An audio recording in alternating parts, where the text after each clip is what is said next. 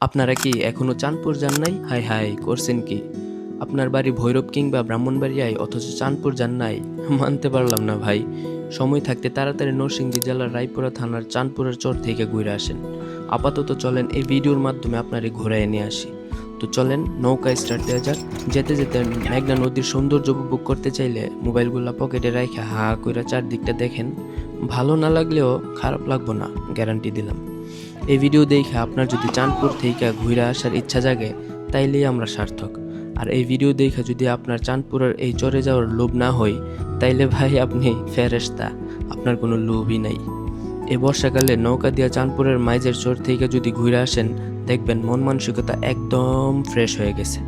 বউয়ের প্যারা, পারিপার্শ্বিক চাপ কিংবা অফিসের বসের প্যারায় আপনার মস্তিষ্কে যে জ্যাম লাগছে নিমিষেই দেখবেন হালকা হয়ে গেছে।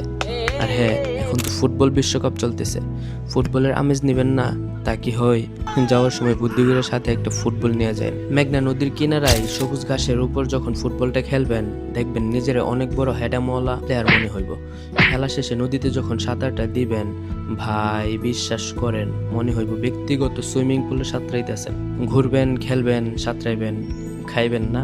হ্যাঁ, খাইতে তো হইবই, কারণ এতক্ষণে আপনার খিদায় পেট কামড়ানোর কথা।